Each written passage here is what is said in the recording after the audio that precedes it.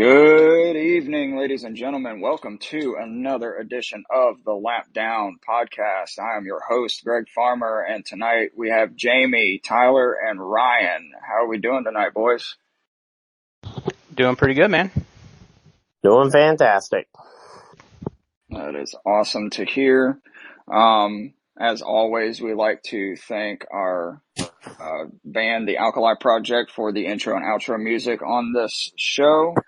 Before we get started, I just want to take a real quick moment to say, we here at the Lap Down are fully aware of all of the damage and destruction that was caused by Hurricane Helene in the southeastern United States, especially in the western North Carolina area and eastern Tennessee and down in the Big Bend area of Florida.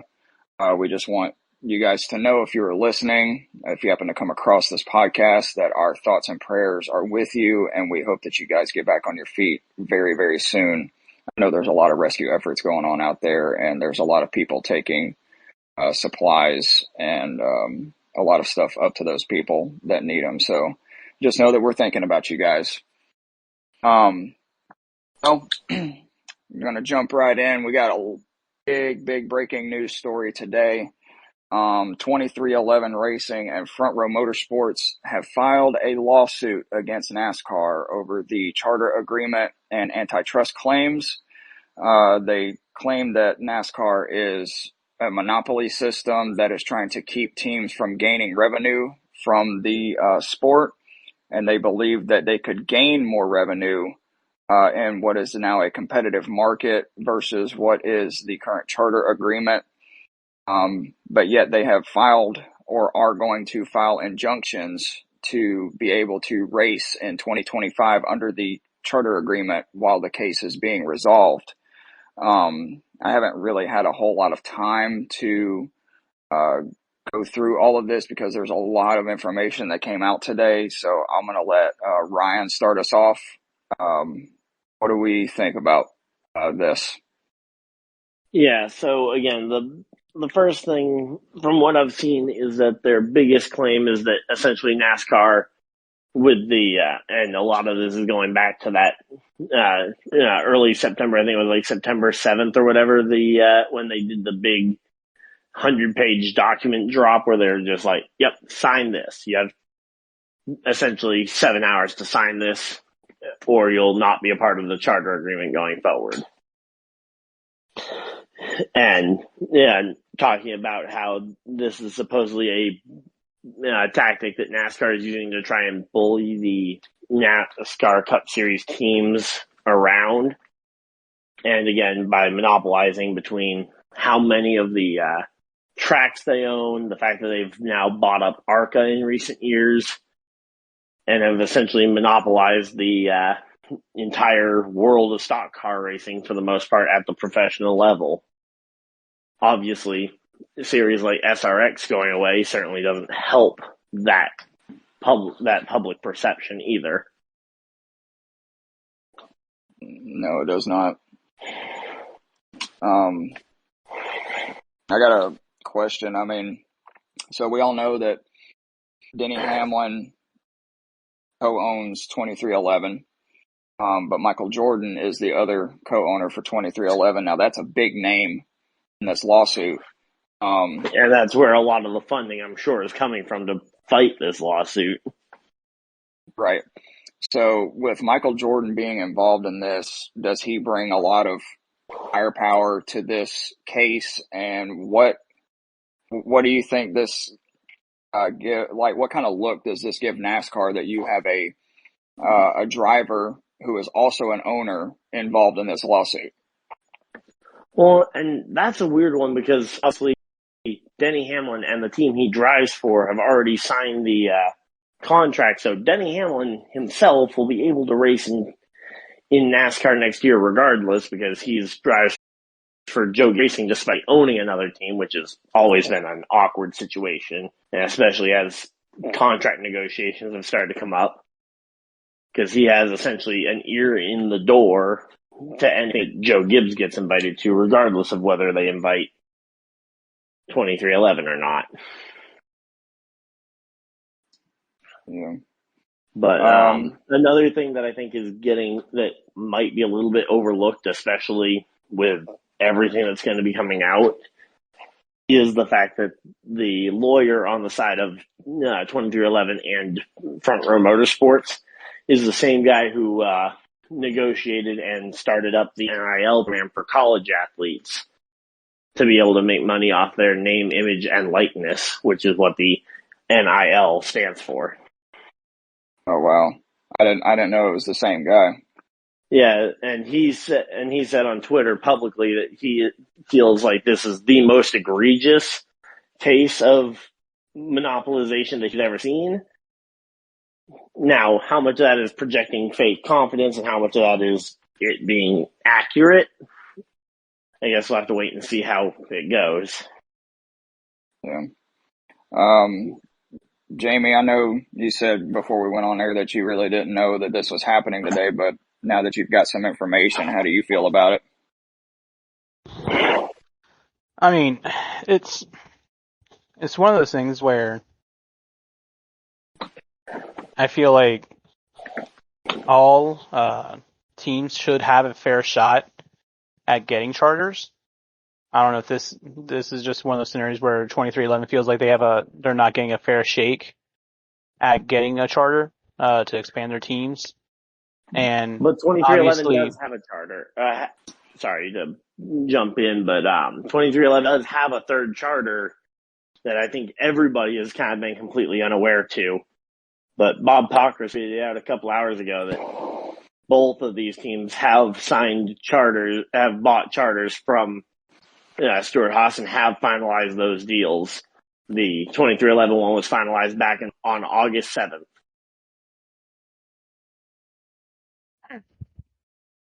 yeah. I mean, I was I don't know. about that. It's just different to hear. I know you were talking about before we started recording about just how tight knit NASCAR likes to keep everything. How you manage to get a link to the whole rule package, like all the rules of NASCAR, but you couldn't really view anything because it needed a NASCAR login. Yeah, it directs you to a login screen.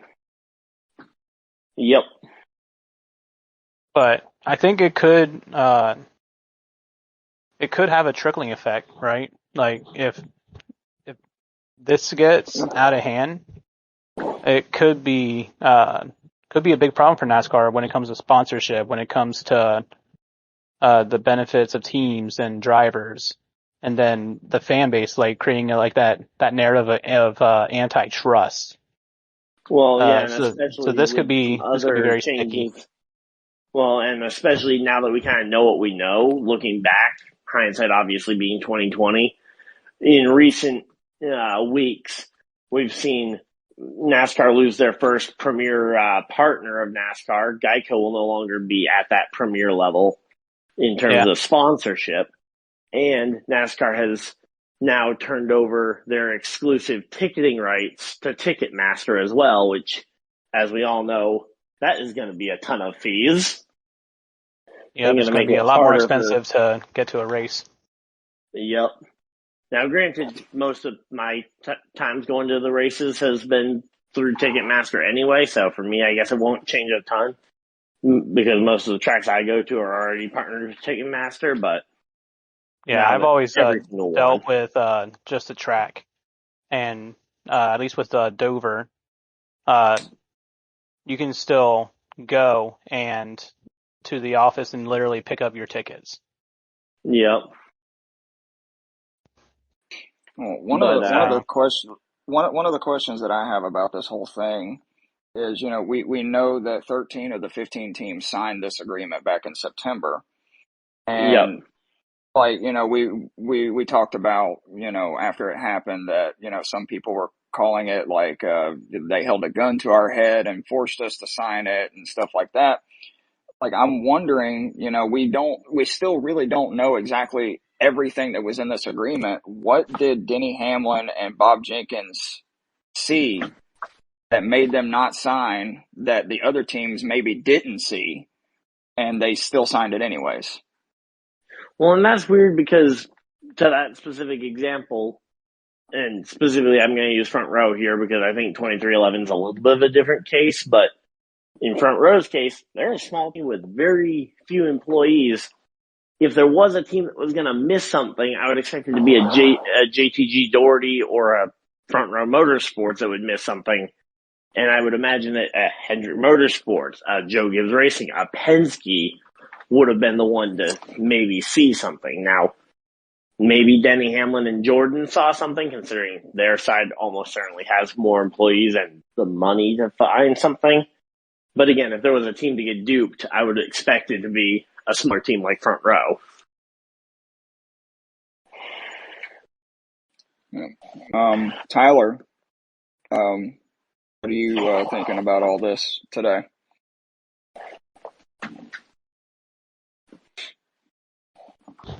Mute Monster might have got him. Yeah, I think, well, he's working, so he may be just muted right now. Oh, okay. For something, but yeah, I think going back though to the fact of the 13 of the 15 teams, and in particular looking at the sheer number of charters, that's 30 of the 36 charters that are spoken for and signed for between those 13 teams that have signed on. I think that will be a significant thing to, well, you are the only two people that seem to find issue with this. And again, we don't even know what they have an issue with yet. Now, another question would be, excuse me. I mentioned earlier that both Front Row and 2311 filed an injunction to race under the charter agreement in 2025 while they're resolving the case. What happens if NASCAR rejects that injunction? Do they not race, or do they race as open cars? So, as far as I'm aware, this injunction means that they will be permitted to race, considering they do own the charters, through it, and essentially so if they lose the court case, they are still able to basically, and as far as I know, if they, for whatever reason, do lose the case, they will essentially just sign on to the current charter agreement. At least that's what it sounds like is going to happen. So if and when they lose the charter or the talk, they will at least have a 1-year extension onto their charters. Okay, so they would still be allowed to race. As far as I'm aware, again, I don't know because there's a lot of court documents and I have not been able to read through everything. Oh, Tyler there? Yep, I'm here. Sorry about that. You're good. We were asking about your thoughts about this whole lawsuit thing. Personally, I actually kind of like with all of you guys, like, what's the really benefit for either side on the lawsuit? Well, yeah, that's the biggest thing, and we kind of talked about this before we went on the air. But the only real thing the teams can gain by winning this lawsuit is money, because the courts cannot force NASCAR to adopt a infinite charter system. The courts cannot force NASCAR to do anything other than pay out essentially a cash money deal. So it's not like the charter. So I don't know what they expect the courts to be able to do outside of get the money to. Right. And again, from what I've heard, it sounds like they also want compensation for a poor revenue split over the last 8 years of the charter deal, even though, Front Row Motorsports is the only team of these two that was around for the original of the deal. Back in 2016, yeah. And ultimately, and this is where I think I've come into the biggest question, is that the nature of competition is that it's always opt-in. You have the option to opt-in or opt-out of rules. And you can protest, and if you want to protest that rules are unfair, you can abstain from competing. But if 2311 or Front Row were to try and abstain from competing, there'd almost certainly be a team looking to fill that spot.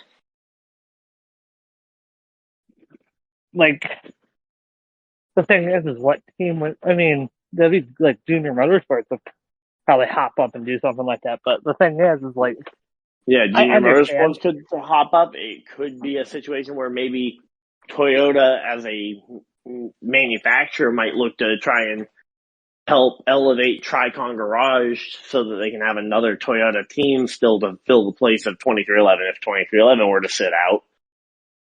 My like 100% personal opinion on this is, I get that the Chargers aren't fair and that they're really dumb and that NASCAR forced them to sign it. For the most part, they are fair because, again, it's an opt-in system. If you don't want Right. to be locked into the rules of the charters, and that's a valid point. Comparing it to, because when we talk about charters, we don't have to look very far. We look over at IndyCar side of things. There's only 2 open spots for open cars, and charter teams over there can actually end up filling those extra 2 spots by just bringing a 4th or 5th car to the track in addition to their 3 chartered entries. At least in NASCAR, the chartered teams that are already at 4 charters can't bring a 5th or 6th car to try and fill up those 4 open spots that anyone could fill. Which makes some sense. Yeah. And again, it keeps it open that, hey, if you don't want to opt into the charter agreement, you can still race for those open spots. You're just not going to be guaranteed a starting spot. Yeah, you won't be guaranteed a starting spot. You'll have to compete against whoever else shows up. But realistically, we haven't seen a full field and bumping at tracks outside of the Daytona 500 in years. I think it's been almost 15 years.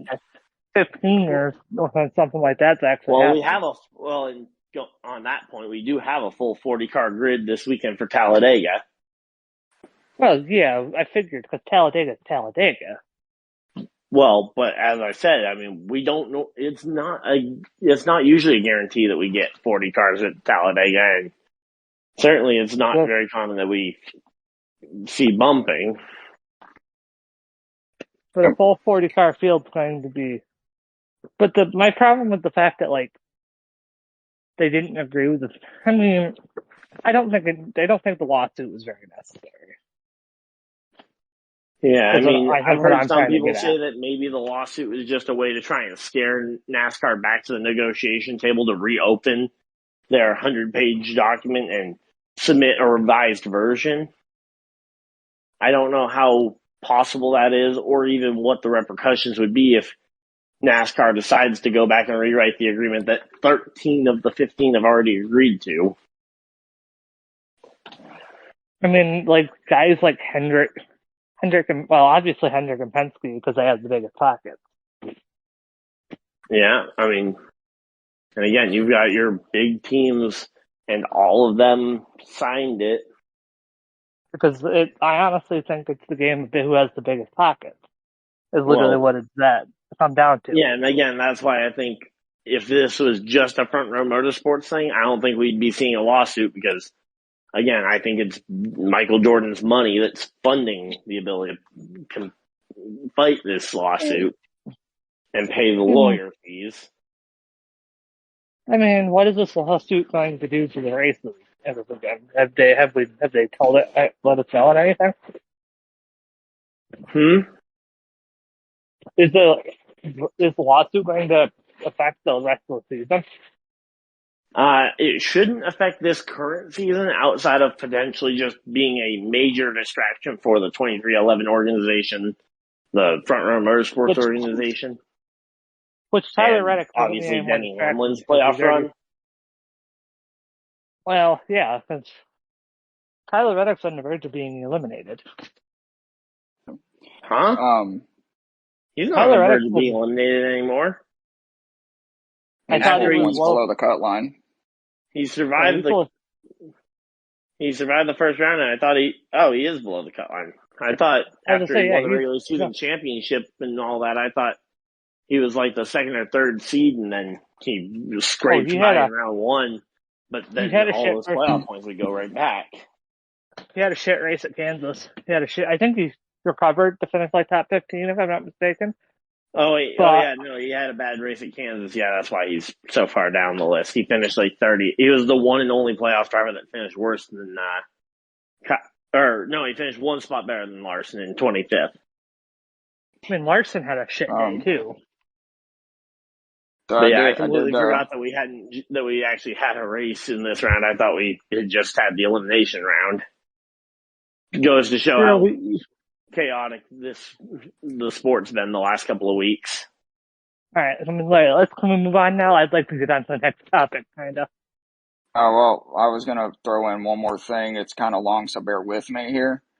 You're good. Don't worry. This is from a source on Twitter. It says, for those wondering what 2311 and Front Row Motorsports are looking to gain out of this lawsuit, quote, the amount of damages suffered by plaintiffs has not been yet ascertained. Pursuant to Section 4 of the Clayton Act, plaintiffs are entitled to recover from defendants treble the amount of actual damages as well as an award of reasonable attorneys' fees and costs of suit.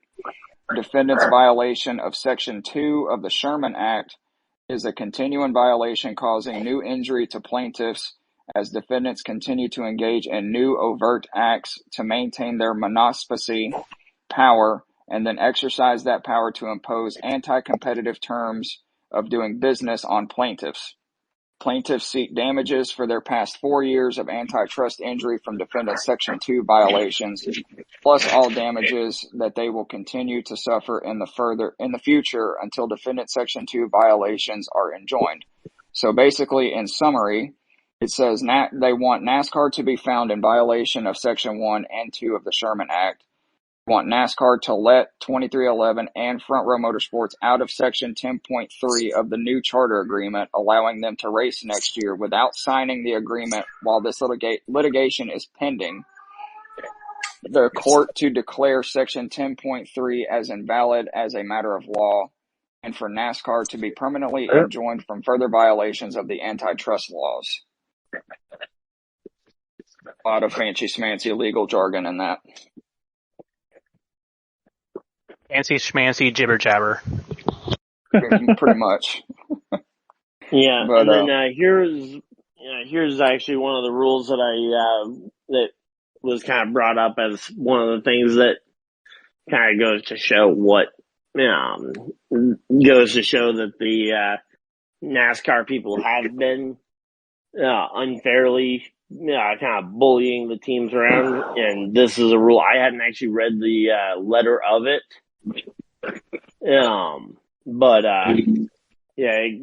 It basically says that it is up to NASCAR and the chassis suppliers to decide whether or not a chassis can be rebuilt after a race or if it needs to be retired and they take another one of their maximum 7 allotted chassis off the shelf. So the teams don't get to decide whether or not they retire a chassis or not. It's up to NASCAR and the chassis builder. All right. Well, this is going to be a long and bumpy road for the two sides. I'm sure we'll get more, topics to talk about, probably most likely during the off season. But we're going to jump to our next topic. NASCAR is making changes to the aerodynamics to prevent the cars from getting upside down so easily. As we've seen, we've had a couple of blowovers the last few weeks. We had Corey LaJoie, Michigan. We had Josh Berry at Daytona. So the original proposed idea was the shark fin that they put on the right side of the car right before the summer Daytona race. They wanted to run that up across the roof and down the right side of the front windshield. Now, I guess my guess is it would probably be like a clear piece of like glass or something like that. It would have to be clear, otherwise that would create a massive blind spot out the front windshield. Right, but the drivers did explain that it would most likely cause visibility issues. So instead they went back to the wind tunnel, and they're going to add like I'm hoping I'm getting this wording right. They're going to add fabric to the right side hinge of the roof flaps, to, I guess, block air more. They're going to add rocker skirts on the right sides of the car, on I guess the bottom, like side skirts, I guess you could say. Yep. They're going to extend the roof rail an additional 2 inches. They put that shark fin on the right side of the car right before Daytona, and as we can see, it didn't work. It did create a little bit better racing at the plate track there at Daytona, but Josh Berry still ended up getting upside down. Jayme, how do we feel about them adding all of this new stuff to keep these cars from getting up and over? Well, I mean, I think it's definitely one of those situations where you got to look at driver safety, and with these cars, we've seen them get airborne when they shouldn't have gone airborne. So I think it's the right direction. When it comes to the right type of move, I don't know.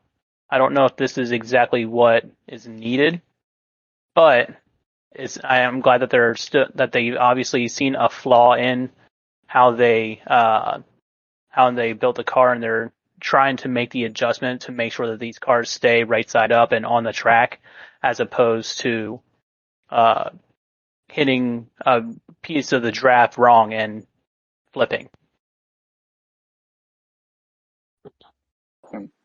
What about you, Ryan?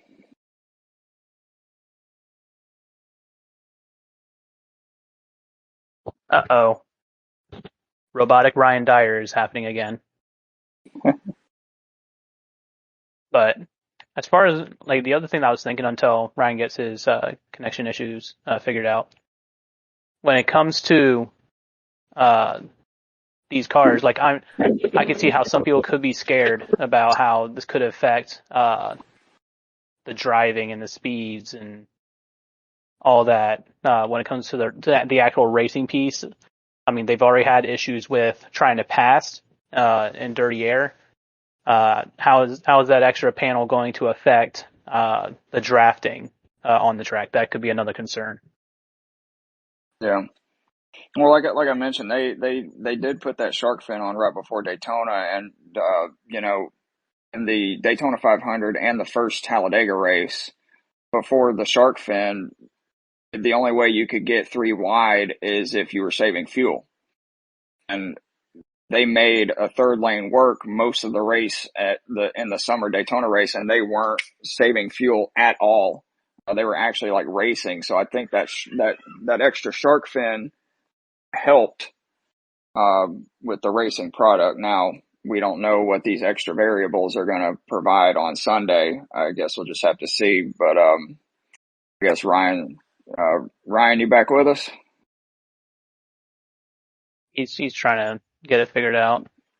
All right. Well, I'm gonna throw it over to Tyler. It looks like he's trying to speak, but for some reason his My personal opinion, no matter what they do, you're not going to prevent a car from crashing and flipping. No matter what you do. Look at Formula One. They have measures to prevent flipping, and they still flip. NASCAR, they're going to add these things, but I just don't see them working as well as people think they do. If you think about it, cars are going to crash. They're going to roll over. It's all part of the sport. They're trying to, I get it, trying to prevent it, like, from less from happening, but I just don't think, no matter what they do, unless you have a fan literally sucking that car to the ground, there's no physical possible way other than that to have the car not flip.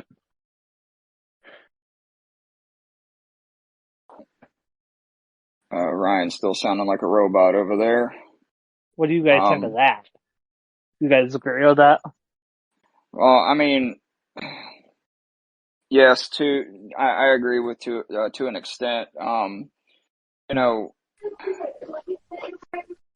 get, in the sight of driver safety, you want to prevent the cars from getting upside down. I get that.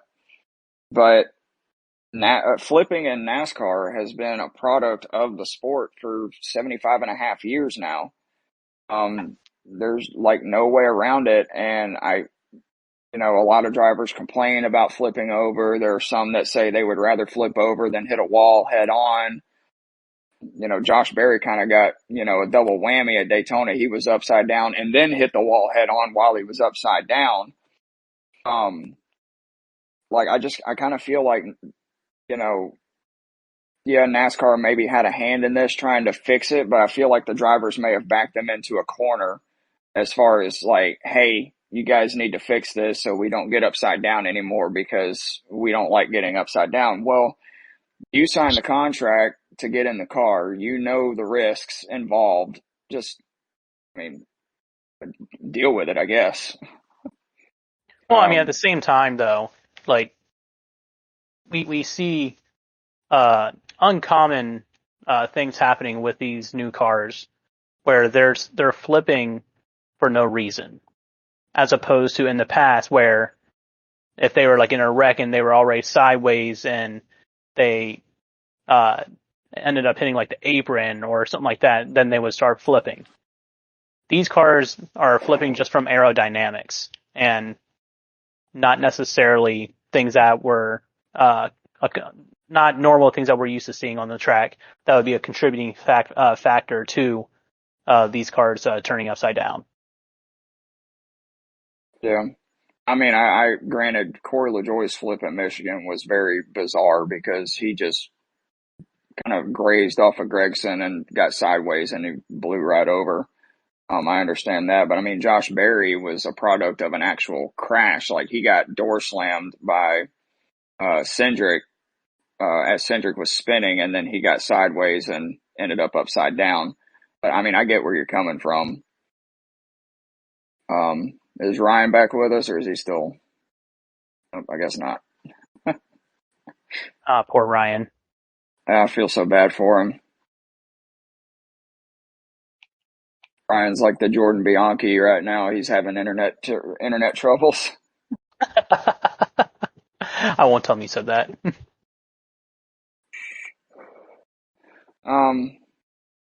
If we got to come back to this a little later once Ryan gets fixed, we can. But we're gonna move on. They raced at Kansas this past weekend, and we all saw the last time they raced in Kansas, they had the closest finish in NASCAR history. That was not the case this weekend, although the race was very, very decent, very good race. The Melon Man is back in victory lane. Melon Man! Ross Chastain grabbed his first victory of 2024 after Kyle Busch crashed late trying to lap Chase Briscoe. William Byron finished second, finally gaining some momentum, getting into the playoffs. And Alex Bowman continues his playoff surge. He won stage 2 and came home. I think he was top 5 in stage 1 and came home with a 6th place finish.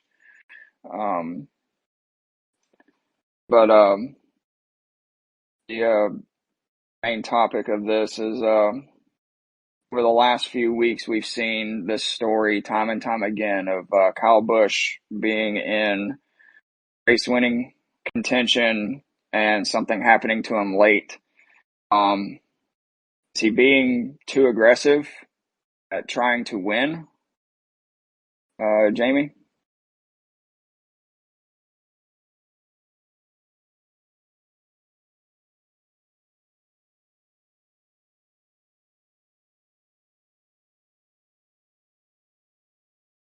Jayme, you got me?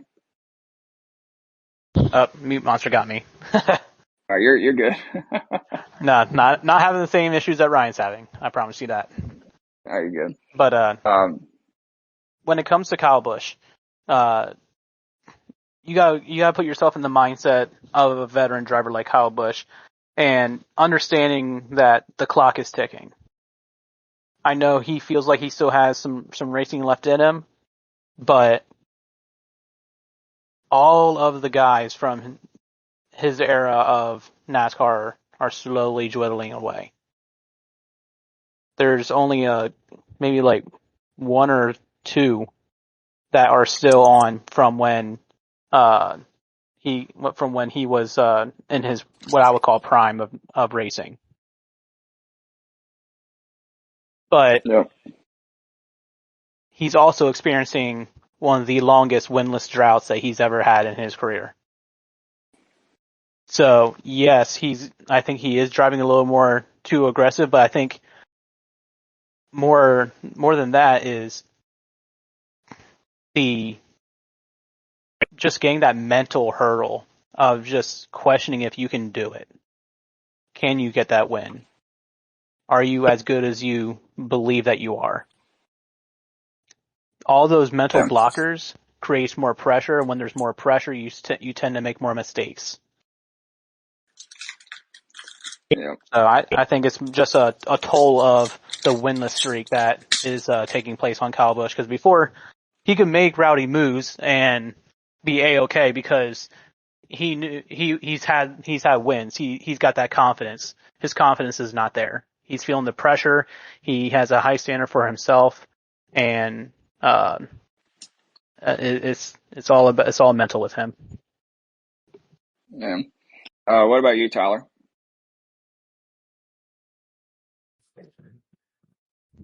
You guys hear me?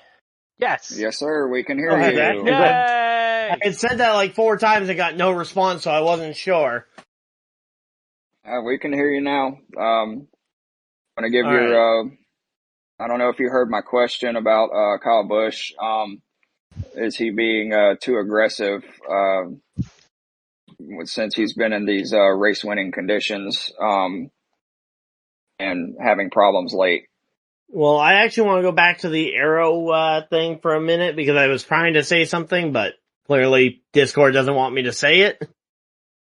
Yeah, but I think Tyler said something along the lines before I started popping in and out, constantly trying to get it to connect, but genuinely, I think Michigan, the flip that we saw at Michigan where, who was it? Was it LaJoy that went just straight up in the air and over with minimal contact?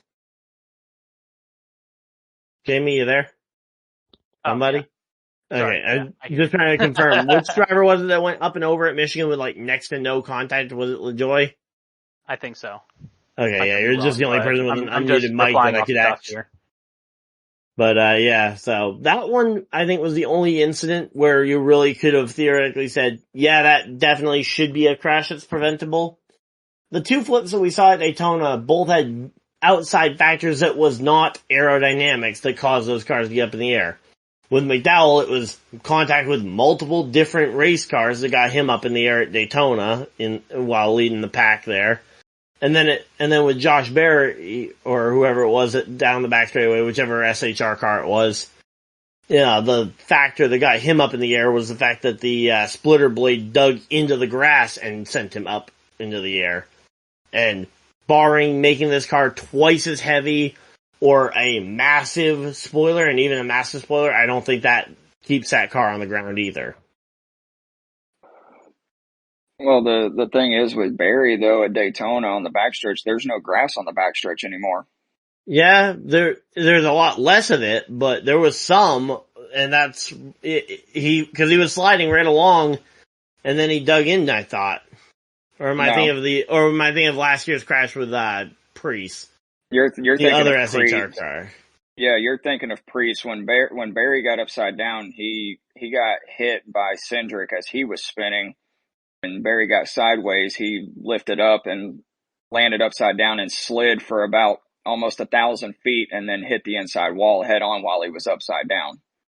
Yeah, I mean, again, it's just another one of those things though. I mean, contact, and I mean, ask any driver with how these cars are sealed to the ground, anything that breaks that seal and these cars take off like the wing of an airplane because of how aerodynamic they have to be to drive 180, 190 miles an hour in the pack. I mean, the one and only thing that maybe you could try and do to try and limit that would be to raise the front, the height, the minimum ride height, make the ride height in the front way higher, but then you lose a ton of downforce and speed. Yeah. And obviously less speed means less chance of an airborne crash. But we also don't want to see them slow these cars down to 80, 90 miles an hour for a race pace. I mean, honestly, watching the restarts at Daytona last month, or 2 months ago now, like the cars just felt so slow at that track on the restarts. Yeah, it did take them a minute to get up to speed. Yeah. And I obviously sat once down. they're at speed, it Funny was part good. is they were literally the same horsepower. They just changed the aerodynamics. Yeah. Well, and it's not like it's something that it's something that you could have definitely seen in some of the other ones, like the Daytona 500 had a similar factor. It's just one of those things that obviously you think back to the most recent race, and yeah, it was very evident in that one. Yeah.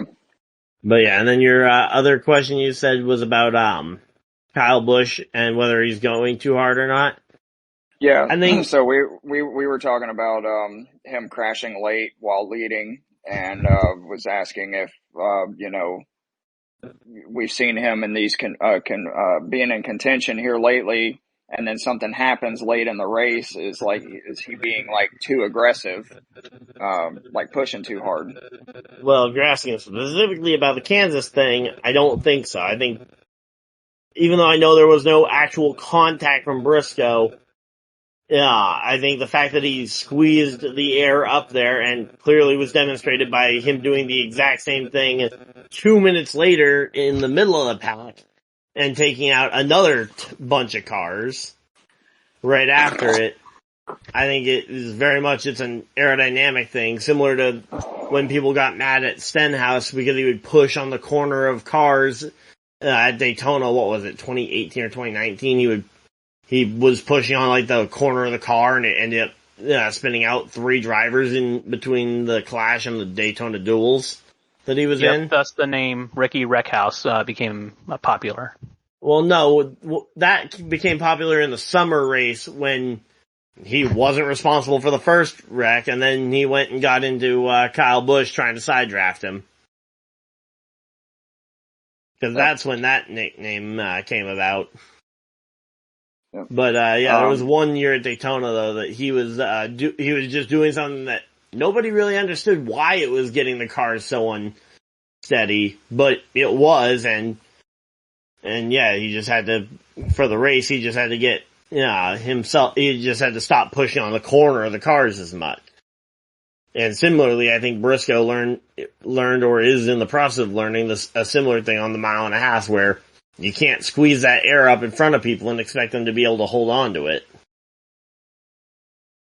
Well, it's funny that you bring up Chase Briscoe because that was going to be my next question. Was Chase Briscoe at fault for this crash, or was he just doing what he needed to? Oh, yeah, go ahead. I'm sorry. I was actually going to say something about the question. Sorry about that. I wanted to add on to it. I think they're both at fault. One's racing too hard to get back on the lead lap to get the good points for playoffs. Or no, Briscoe's out, isn't he? No, Briscoe made it through. I posted about him, so he definitely made it through. Well, okay, so Briscoe made it through, trying to stay on the lead lap to get as much points. Kyle Busch pushing too hard. He got too close to him and got aero loose, which got his car sideways, and he slapped the wall, and that's what caused him to... I mean, as a racing driver, you can't just back off at that point, though, and just let the other drivers get to you because, this guy's blocking hard. I mean, I get it. But, I mean, Chase Briscoe, I get it. Kyle Busch is not a playoff driver, and he wanted to stay on the lead lap. But at the end of the day, would you rather get to take the lap down? I mean, how many laps to go was it when it happened? Because I didn't catch in the entire race. There's about 30 laps to go. So with 30 laps to go, it's all or nothing, and I get it. Kyle Busch is pushing hard. Chase Briscoe is pushing hard. Briscoe is probably at the back of the pack. He wasn't going to make it. He should have let Kyle Busch by and then tried to race Kyle. Yeah, I mean, if you let him by, fall in line behind him, draft along with him, and then when he catches more lap cars, potentially use that as a way to go and pass him back, would be a way to For the potentially lead lap, play yeah. that. Because again, the only difference between being on the lead lap and being off the lead lap is if you get a caution, you get to restart near the front versus having to start tailing the longest line. But at the same time, one other And that's factor, only if we had a caution. And we've been green flagged for so long, I think a lot of us were talking about the potential that we may not see another caution. right? But one other factor that we're forgetting too is that while this was going on, Ross Chastain was right there. So it wasn't Exactly. like You had two drivers racing for the lead of the race. Yeah, I say it wasn't like Kyle was just trying to get by Chase and that was It wasn't like it wasn't like Larson last week where Larson had a half track lead. Yeah.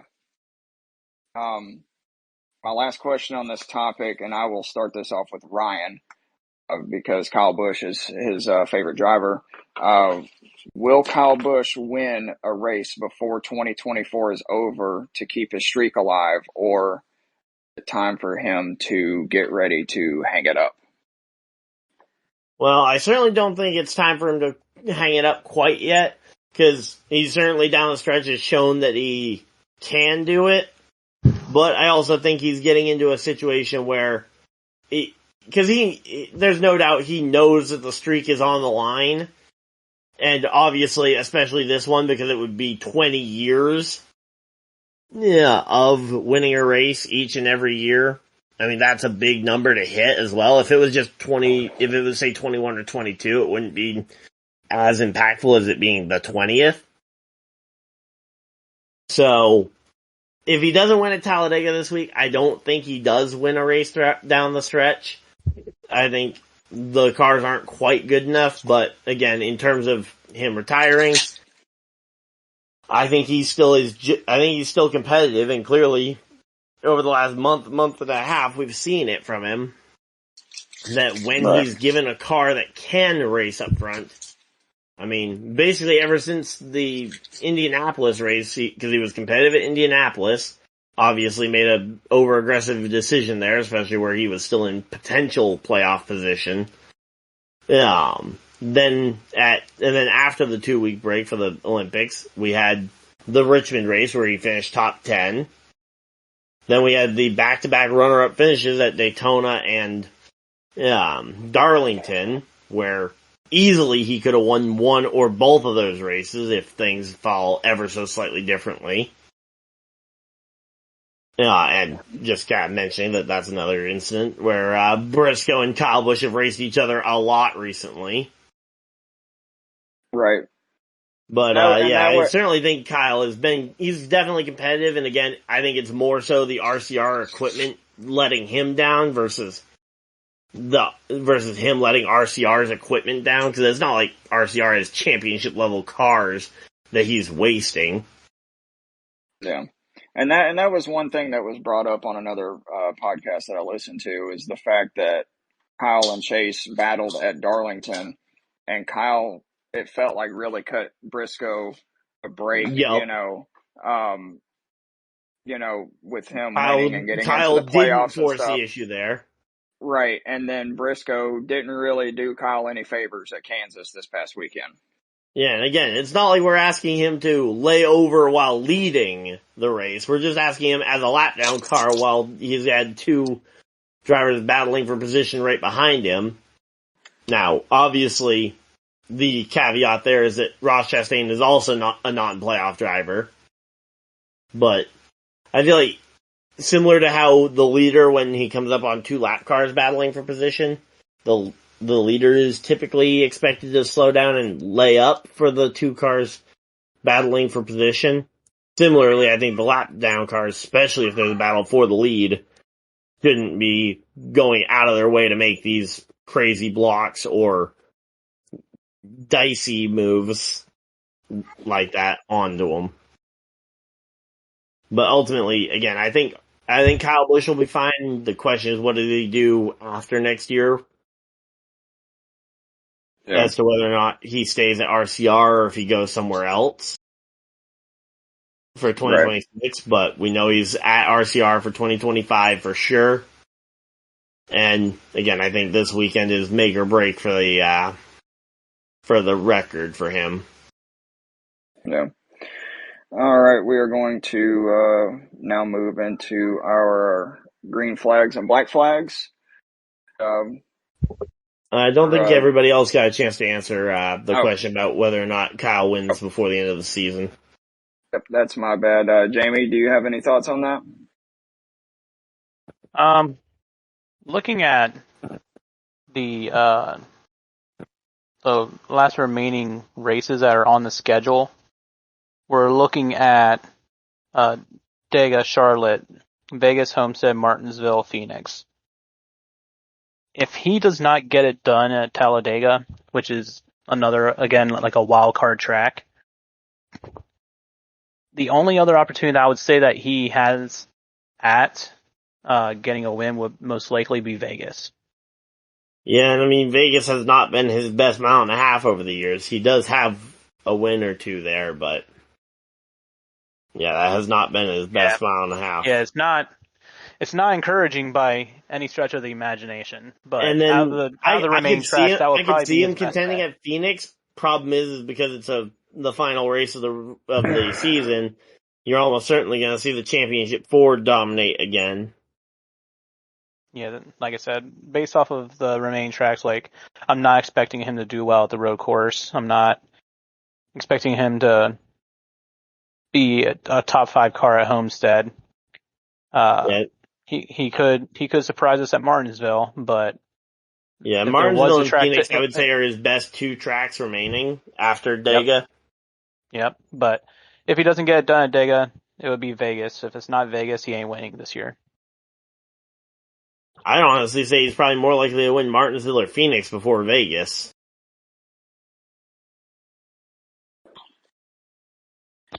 I don't know about that. Tyler, what about you? I personally don't think he's going to win another race this season, unfortunately, as much as I hate to say it. The only best shot he has is at Dega, but that's anybody's game. Anybody can win that track. Yeah. Yeah, that's why I typically try not to say it when I'm talking about, what is so-and-so's best track. I try to avoid saying Daytona or Talladega, even though for most people, it kind of is their best opportunity for a win. Just because there's only one winner of that race, and it could legitimately be one of 40 cars. Like, legitimately, we could see Timmy Hill go and win or JJ Yaley go and win the Cup race at Talladega. I would love a Timmy Hill win. And while yes, it is probably the most out there of the options, would anyone really be overly surprised if, say, a JJ Yaley or Timmy Hill came out of the smoke with the win? Or Justin Haley or. Yeah, all y'all and you're youngins. Let's go with the vet. Let's go Jimmy Johnson. Jimmy's not in the race. Oh, well, there's that. But if that one is quite literally impossible. Oh, but JJ Yaley's an older guy. I said JJ Yaley. His rookie year was 06. He was a rookie back with Hamlin at Joe Gibbs Racing. I vote BJ McLeod. Yeah, BJ McLeod, Anthony Alfredo for a part-timer as well. That would be your young guy to root for. Well, all right, we are going to now move into our green flags and black flags. Maybe Cody Ware wins. Maybe. For those of you who are just now listening to this podcast, green flags is something that you liked during the race weekend, and black flags is something that you did not like. And we're going to kick it off with Jayme. Well, I am a fan of Melon Man, so that's going to be my green flag. Getting to see a smashed watermelon on the racetrack is always a fun time for me. Not gonna lie, during the summer, if I get a hold of, I'll buy myself an extra watermelon just to mess with my family and make them think that I just completely ruined a good watermelon at a family picnic. And I will literally stay on top of a picnic table and just throw it on the ground and watch my parents' face of, why did you just do that to our only watermelon? It is the best feeling in the world. So thank you to Ross Chastain for giving me that idea. But it's good to see him get a win. He puts a lot of pressure on himself, and especially when we're talking about his team out there in Trackhouse, they do a lot of good things. So it's good to see them get a win and just continue their progression as a company, as a race team, and just good to see a hardworking driver that, yes, he can be overdoing it from week to week, but he is a smart racer, and I think he brings the right type of aggressiveness that's needed for today's day and age in racing. As far as my black flag is concerned, I'm throwing that out to Harrison Burton and Ty Dillon for wrecking on the opening stinking lap. Like, green flag, get into the corner, let's go ahead and just ruin a bunch of people's days. Josh Berry was collected, Jimmy Johnson was in that, Chase Elliott got some damage from it. That's another one of those questions, though, is who was really to blame, because Busher was way off the pace and backing up really quick. Like I said, that's why I said both of them. I'm not willing to put the blame on either one, but boo on you for wrecking on the very first lap and making the day harder for Chase Elliott. So, boo to you. All right. Tyler, what are yours? Oh, I have a couple. Yeah, we gotta wait. So my green flag was in general the racing in general, the product of the racing. And I have to agree with Jayme. Ross Chastain's awesome. Melon Man! But, and when it comes to my black flags, I'm going to have to give my black flags to Kyle Busch. Just because. Why you gotta kick the man while he's down? Because, I mean, to be fair, he did it to himself. All right. I think he's trying to overcompensate for a crappy car. I think that's a lot of his problem, is he's trying to overdrive a car that can't. But yeah, my black flag's going to Kyle Busch. All right. What about you, Ryan?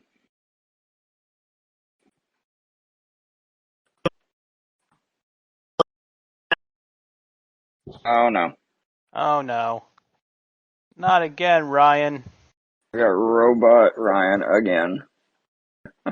I thought we were past this. All right. While we wait on that, I'll go ahead and give mine. My green flag goes to Alex Bowman for yet another good performance. He came into the second round of the playoffs below the cut line, and he got himself above the cut line. He is 8 points up. Just continuing a really, really good start to the playoffs. My black flag, I believe no one said it.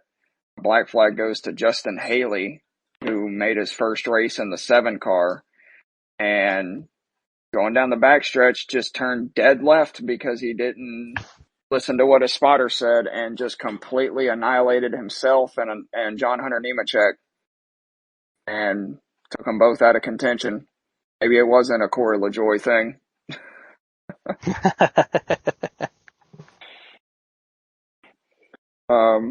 Ryan, are you back? I don't think he is. Looks like he's leaving, and then he's probably going to rejoin here in a sec. Yep, he's trying.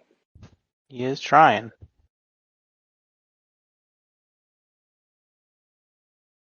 All right, well, we will, if he's able to talk again, we will come back to it. It is Talladega week. It is Talladega week, as previously mentioned.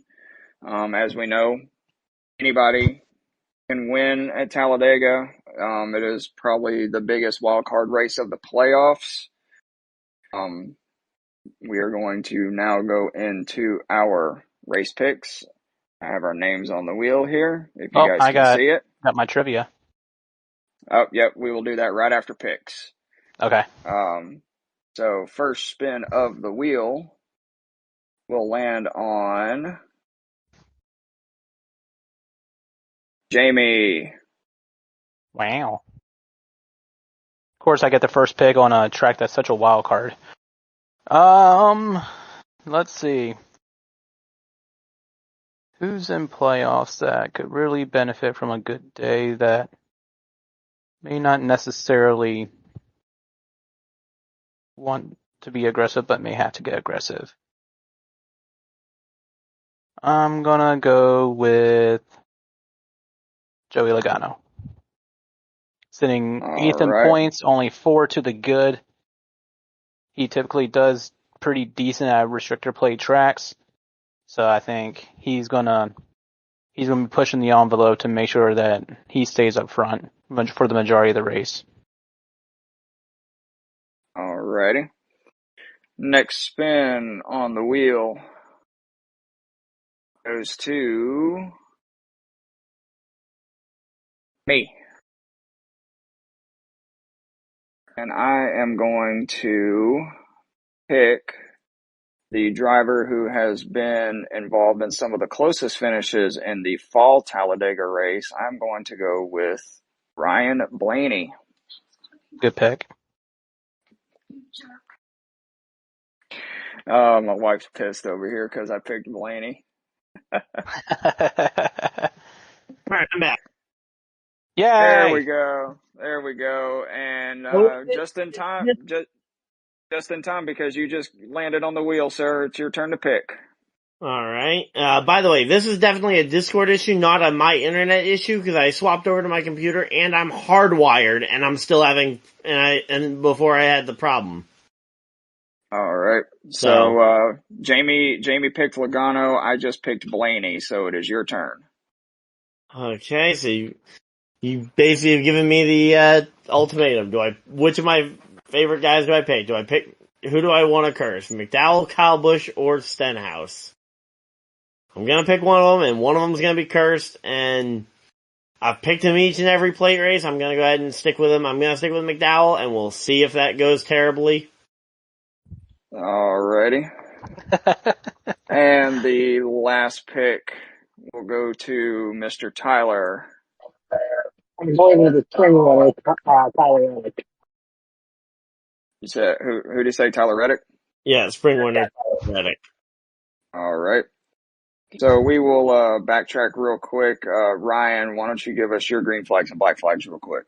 All right. So I was gonna say the Melon Man Smash, but out of the in the interest of diversity, I'm gonna go ahead and try and think of something else. On the weekend.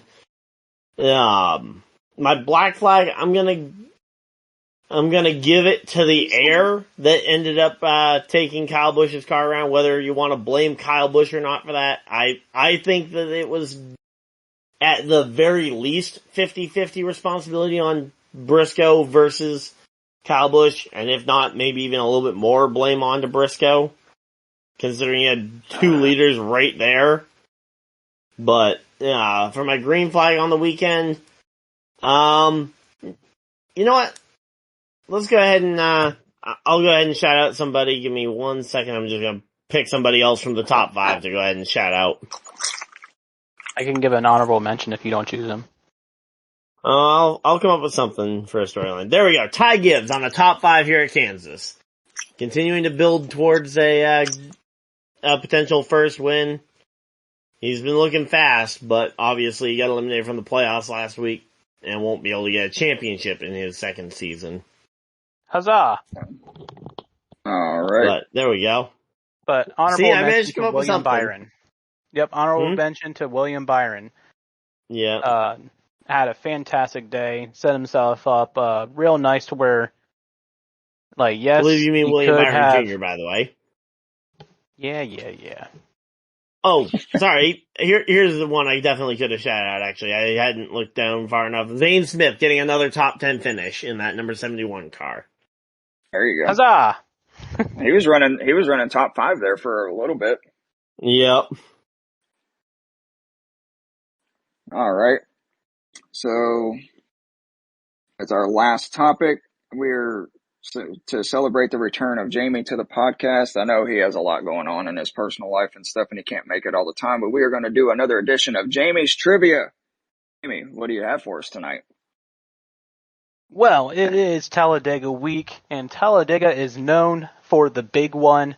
So much so that when you go to a race, you can literally get a giant meatball in a cup of spaghetti that they call the big one. So, on that theme and it being Talladega. I thought the big one was a burger. Nope. Well, at least when I went, it was a giant meatball. I just had seen the big one on the menu and I just assumed it was a gigantic burger. I've never actually been to the track. You would think, but nope. It's a spaghetti dinner with one giant meatball on top. And all right. that meatball is about 1.5 pounds to 2 pounds. All right. But since the 2K era, what wreck at Talladega had the most cars involved? What was that number of cars involved? 2002. So the most cars in a single wreck, not the most cars officially DNF'd from a race? Since the year 2000. Alright. Yeah, we were talking about most cars overall DNF'd. I know the answer, but 2002 Busch Series, and 312, 24 cars. You said 24 cars? Oh, we only have to count we only have to guess the number of cars involved? Yes, only the cars. Oh, I thought you were gonna have us guess the year and the crash involved in the series, and I was like, oh, great. No. Well, Tyler was close to it, but he is wrong. Alright. It is that same race, but the number of cars was wrong. Alright, I'm gonna say it was higher. I'm gonna say like 26 cars involved. What do you think, Greg? Well, I was going to say the 2012 Fall Talladega race. Well, but he was including Xfinity Series races too, which is what threw the numbers off. Yep. My name is Jayme. That's what I do. I'm going to say 29. So Greg was the closest. More than 30? It was. So the largest wreck in modern NASCAR history at Talladega occurred on lap 14 of the 2002 Aaron's 312 when 31 cars were involved in that wreck. Yep. As soon as you said 2002, I'm like, yep, I said the wrong number. I knew there was more cars involved. Wow. Is that the one? Is that the one where Sauter was driving the AC Delco car and he ended up upside down? Yeah. Well, to be fair, I was like 1 or 2 years old at the time of the wreck, so. I did get credit for saying the right year. You can get some brownie points for knowing the race and year, but you still got it wrong with the number. Hey, Jayme, here's a trivia question for you off the NASCAR Fan Rewards app for the bonus 10 points on the week. What year did Dale Earnhardt win his final race at Talladega? We should all know this one. Pretty easy. 2000. Yep. I see. I figured while we were doing trivia, I'd go ahead and see what the trivia question was for the week over on the NASCAR Fan Rewards app. Not gonna lie, there was a small part of me that was gonna cheat one day and just use the NASCAR Fan Rewards trivia, but that's just being lazy, and I like coming up with. Sometimes it's actually pretty good. Last week's Kansas one was actually pretty interesting. Which driver finished second to Joe Nemechek in the 2007 Kansas race or something? Yeah, wasn't it like Ricky Rudd? Yeah. Yeah. Yeah, that was the right answer. Oh, wow. But see, yeah, when you said that, Jayme, I was thinking the 2012 Fall Talladega race when Stewart made that block on Michael Waltrip and basically wrecked the whole field except for like 3 cars coming to the finish. Yeah, but there were Yeah, I probably remember already that. cars DNF'd out of that, so there were probably not 30 cars on the track at that point to where it couldn't be that many. There was if you about go like back, 20. There was like 20 to 25 in that wreck, I believe. Yeah. Same I thing was with gonna say like, if you go back and look at that replay, it looks like there was about 35 cars out there. but yeah, when it comes to the race with the most DNFs though, I think that one goes to the Fall Talladega race of 2017 where there were like 6, 7 cars on the track at the finish for Talladega finishes. Yep, and it was like the cripple leading the cripple. Yeah, and it Yep. was With only so like close one to being car a that Dale, didn't. and I was rooting so hard for Dale Jr. in that race, and ultimately he came up just short. Yep. Trust me, Yeah. I was pulling for him. Especially since I didn't like Brad Keselowski at the time. I certainly wasn't pulling for Keselowski to win that thing. At that time? You mean you like him now? I like him a little bit more now because I just like Roush Fenway as a whole, and him being a part of that softens the stance there compared to him at Penske. He's still my least favorite Roush driver, but back then I think he was probably my least favorite Penske driver. Logano is easily that now. All right. Well, that is going to do it for our show tonight. As always, a big thank you to all of our sponsors, W Energy, Fanatics, Sleeves, Century PC, OTV, Duke Cannon, Bulletproof Coffee. Thank you guys very much for sponsoring us. Please be sure to check out their links in our podcast description. And the Alkali Project. Yes, and the Alkali Project. How could I forget them? But until next time, I'm Greg, and for Ryan, Tyler, and Jayme, this has been The Lap Down, and we will see you guys after a wild weekend at Talladega. Deuces! Deuces!